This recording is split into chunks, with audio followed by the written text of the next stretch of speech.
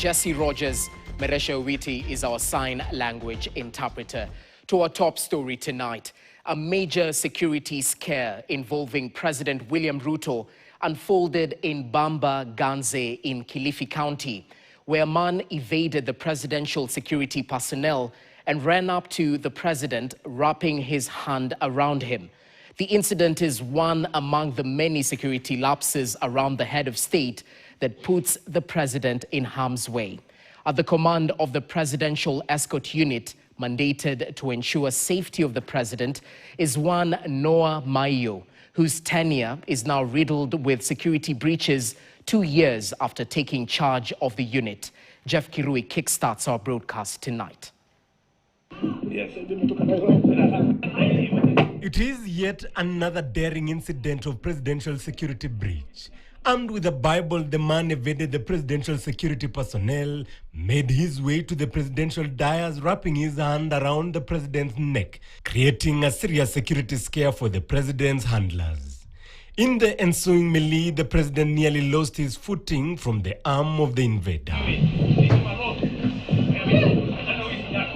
And even though the president casually rubbed it off, the cases have become way too common, exposing security gaps and putting the president's safety on the line. Amejifunza kutoka Fikirini Jacobs kwamba nafasi ikipatikana asiipoteze. Just last month, on 28th of April, President William Ruto narrowly avoided being hit by an object believed to be a flying water bottle thrown from the crowd during his tour of the Soweto affordable housing project in Kibra Langata area. Niseme kwa watu wa Wajia, vijana ya Wajia, asanteni. In February this year, the head of state was left startled when a man attempted to make a desperate dash to reach the president at the podium during the Nyota Empowerment Drive in Wajir. This time round, the presidential protection team saved the situation, tackling the man to the ground. The man, later identified as Ahmed Mohammed, stated he had no malicious intent, but rather wanted to greet the president and share his political ambition to be an MCA. Just a week earlier in Mombasa, during a similar Nyota drive, a young man sprang from the crowd to the podium when President Ruto was addressing. By the time the security team reacted, he was already there standing. Jeremiah. Very good, Jeremiah. In May last year, President Ruto was hit by a shoe thrown from the crowd during his tour of Migori County.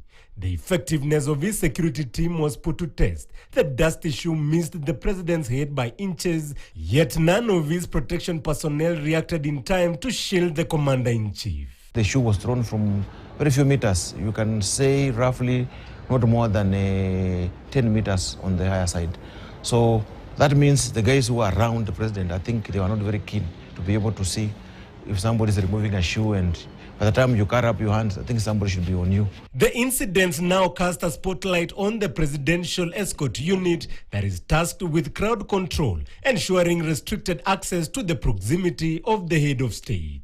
Questions now lingering over the responsiveness of the president's security detail and whether these far too many incidents are by design, omission, or commission. At the command of the Presidential Escort Unit is Noah Mayo, who was appointed to take charge in July 2024, who until his promotion was the head of operations within the unit. Where the president is, there's no mess, no single mess. That's the rule of the law as far as presidential escort is concerned. Noah Mayo is considered a key insider in President William Ruto's security structure, having worked as the head of operations during Ruto's tenure as the deputy president. Noah Mayo, as the commander in charge of overseeing the safety of president, the rampant presidential security breaches lie squarely on his doorstep. Jeff Kirui, KTN. And in similar news, the Inspector General of Police, Douglas Kanja, has ordered immediate changes to President William Ruto's security detail following the now rampant security breaches involving the president.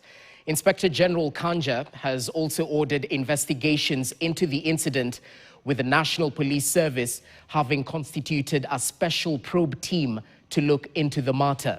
The move, according to the Inspector General, is to strengthen protocols and seal any existing vulnerabilities. All right, let's stick in Kilifi County, where President William Ruto continued his tour of the coast region today, where he attended a Thanksgiving service